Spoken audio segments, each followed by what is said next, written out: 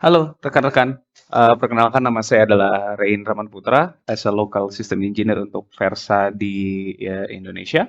Hari ini saya akan mendemokan tentang capability Versa Secure Access Service Edge. Lebih spesifiknya, hari ini kita akan berbicara tentang Versa Secure Web Gateway Capability dan juga di dalamnya ada dua komponen yaitu URL filtering dan Cloud Access Security Broker. Nah, topologi yang akan saya demokan adalah seperti ini pada hari ini, ya. Jadi akan ada satu klien yang sudah di-prepare, which is ini adalah komputer saya sendiri, yang akan saya gunakan untuk terkoneksi di Versa menggunakan Versa SASE Client, ya. Jadi nanti dari Versa SASE Client ini kita akan mencoba atau melakukan testing terhadap URL dua fitur, yaitu yang pertama adalah URL filtering tentang capability Versa untuk melakukan blokir beberapa website yang dianggap berbahaya atau tidak boleh diakses menurut company policy. Yang kedua adalah CASB features-nya Versa, yaitu Cloud Access Security Broker-nya, di mana di dalam fitur ini kita akan lebih banyak, kita akan lebih deep melakukan mikrosegmentasi terhadap komen yang boleh dilakukan dan tidak boleh dilakukan terhadap aplikasi berbasiskan SaaS. Oke, kita langsung mulai. Pertama, saya akan tunjukkan dashboard Versa configuration-nya atau Versa Concerto kita bilang. Jadi di Versa kita hanya mempunyai satu dashboard yang kita sebut sebagai Versa Concerto. Lewat satu dashboard ini kita bisa melakukan konfigurasi baik itu Secure SD-WAN, ya, karena SASE terdiri dari dua bagian, ya, Secure Service Edge dan juga Secure SD-WAN.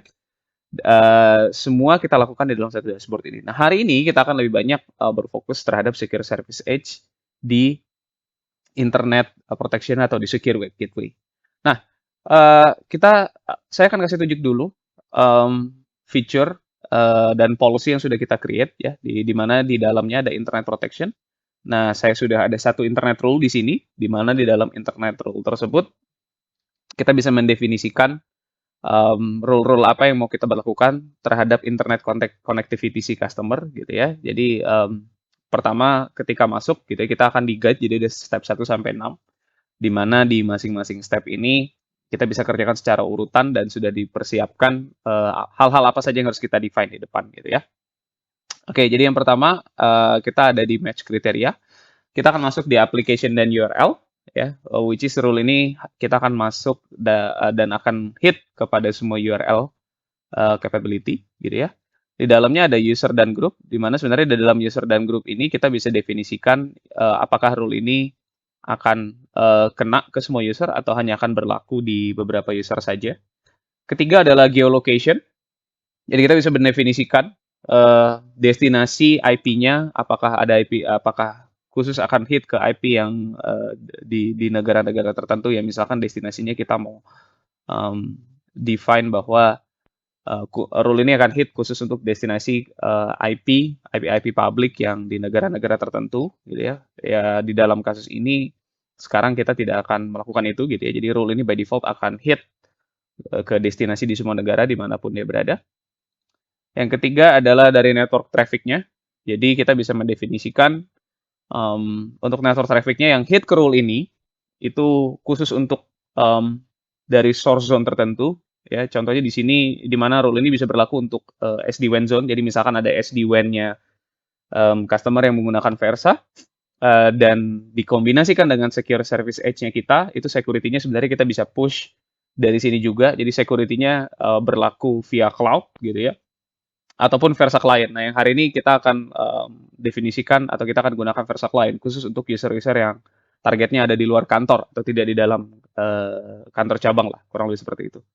Schedule, kita bisa customisasi dan kita bisa tentukan sebenarnya rule ini misalkan mau berlaku di setiap hari apa atau di setiap minggu mungkin dari jam berapa sampai jam berapa, sehingga misalkan teman-teman punya, rekan-rekan punya jam kerja tertentu yang harus diikuti oleh si perusahaan selama rule ini harus berjalan, itu kita bisa sesuaikan.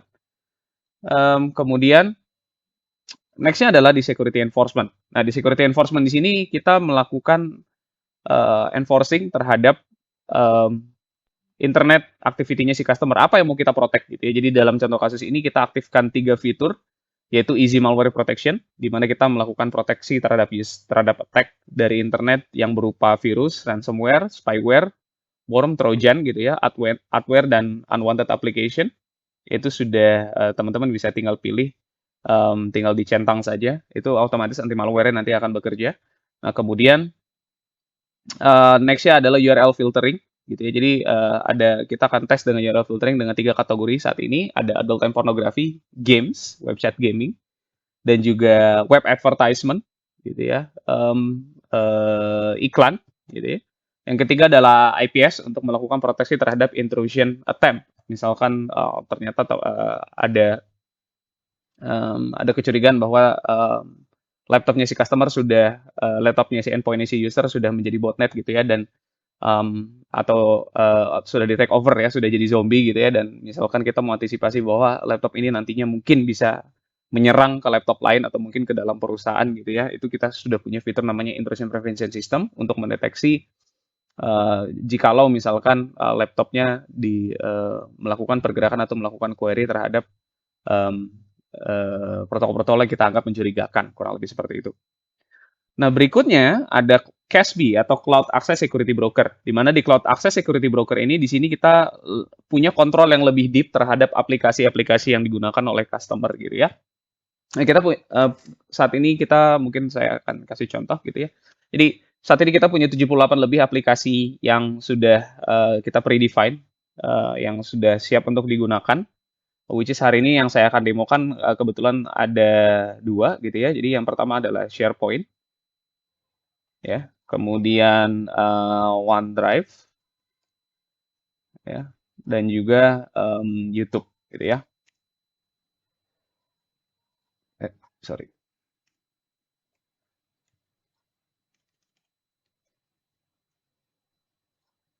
Ya.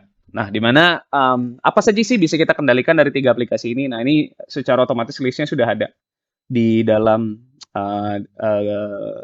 layar konsertonya. Jadi di SharePoint Online kita bisa mengendalikan tentang search dan share feature dari SharePoint. Oke. Kemudian di OneDrive kita bisa kontrol apa yang di-download, apakah user boleh login atau tidak, baik itu dan juga share dan upload file.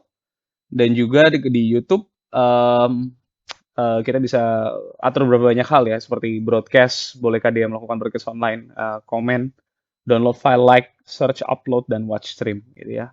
Nah, ini listnya masih terus bertambah jumlah aplikasi SaaS-nya. Versa selalu melakukan update gitu ya, sehingga kita memastikan bahwa rekan-rekan pelanggan punya kendali yang lebih deep terhadap aplikasi-aplikasi SaaS-nya dan juga aplikasi-aplikasi yang ada selalu terupdate.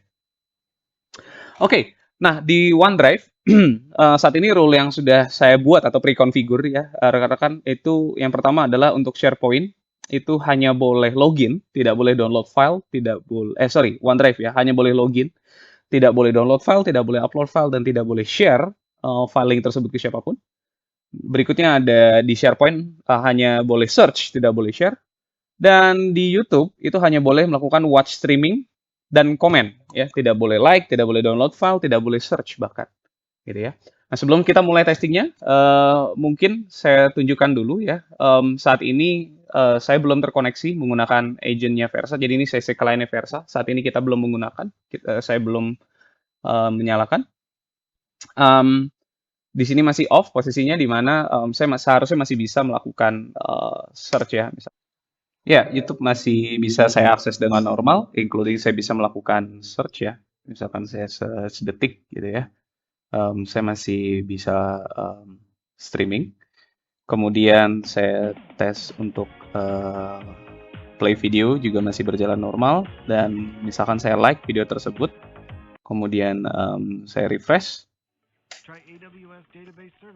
Nah, like-nya masih ada ya. Jadi activity internet saya di rumah masih normal seperti biasa.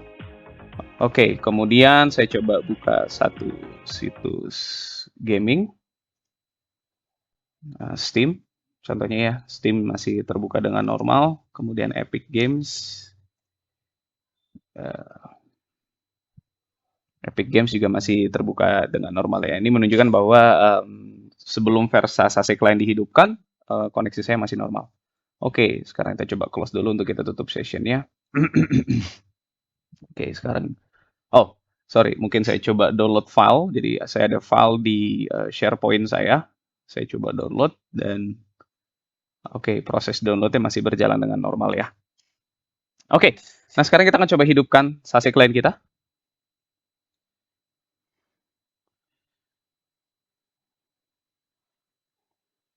Oke.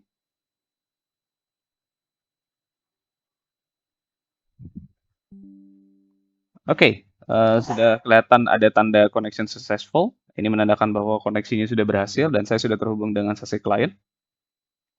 Oke, sekarang kita tes beberapa hal dulu. Mungkin ini saya coba refresh dulu untuk kita make sure bahwa sessionnya masih established ya. Oke, yang pertama kita coba untuk download file dari SASE dari SharePoint-nya.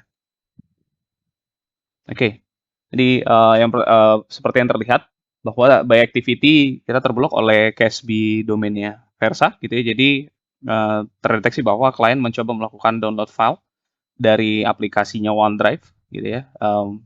Dan URL-nya adalah versanextras.sharepoint, which is ini adalah SharePoint dari tempat saya gitu ya. Jadi activity download-nya terblokir gitu ya. Nah, next kita coba untuk upload file. Misalkan kita coba upload file. Oke, upload file juga terhit ya. Jadi seperti yang kita lihat bahwa kalau dari rumah kita punya policy bahwa dia tidak bisa melakukan upload dan download dan keduanya berhasil diblokir oleh Versa CASB. Oke, nextnya bagaimana dengan YouTube ya? Mungkin ini saya coba refresh. Oke, streaming refresh masih berjalan dengan normal gitu ya. Ini saya klik OK. Sekarang kita coba search.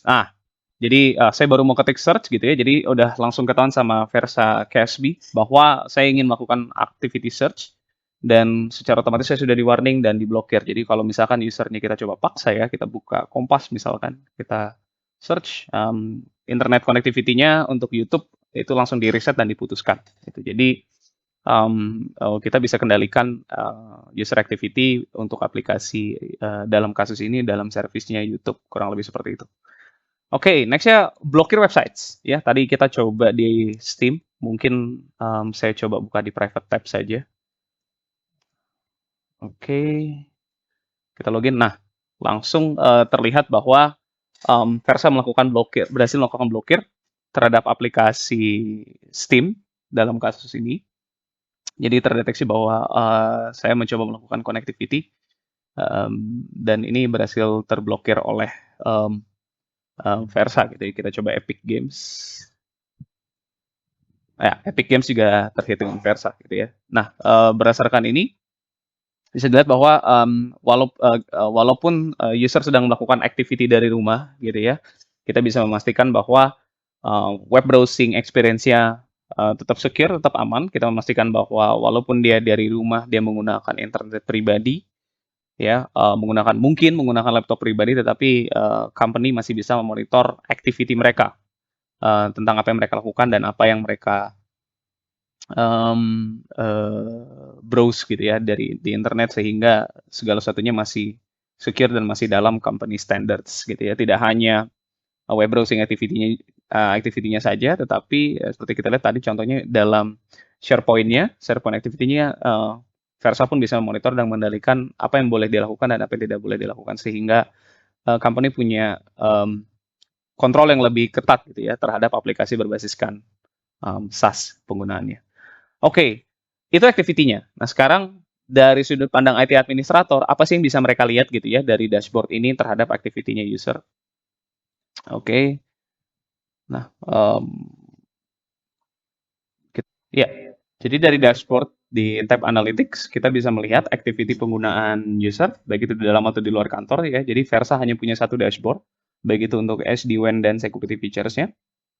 Jadi contoh di 24 jam terakhir gitu ya, kita pindah dulu mungkin ke CASB, ke Access Security Broker feature-nya, bahwa ada berapa activity yang di-allow dan yang diblokir Ya, contoh misalkan dari 24 jam terakhir ada yang di-allow 118 hit dan di-block 121. Mungkin kita akan fokus terhadap yang di-block ya. Kita mau tahu bahwa siapa aja yang terkena blokir. Nah, contohnya seperti ini gitu ya. Jadi tadi ya, hari ini tanggal 11 Oktober tadi sekitar jam 6.31 malam ada activity yang terblok, ada aplikasi OneDrive dan activity-nya adalah upload file yang terblok atas nama Rain gitu ya. Seperti yang tadi kita tes dan di activity YouTube-nya juga tadi saya melakukan search which is itu juga nanti akan tercapture di sini. Kemudian di web features ada action yang terblok tadi gitu ya. Nah, kita mau tahu website apa aja yang dibuka ternyata di background. Nah, ini contoh tadi saya coba buka website games gitu ya, store.epic games. Itu terkena blok gitu ya, dan di sini diidentifikasi bahwa penggunanya Rain dan source country-nya dari Indonesia.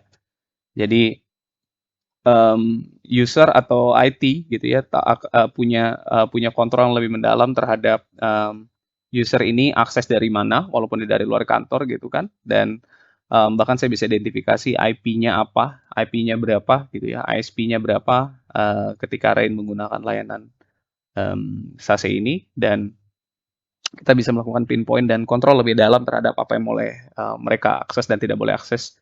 Dan security policy-nya kita bisa buat sedip dan sekonsisten mungkin harapannya gitu ya, ketika customer berada di luar kantor bisa punya security level dan security policy yang sama seperti mereka ada dalam kantor. Itu aja dari saya. Terima kasih atas perhatiannya dan sampai ketemu lagi di Versa Network SASE demo berikutnya.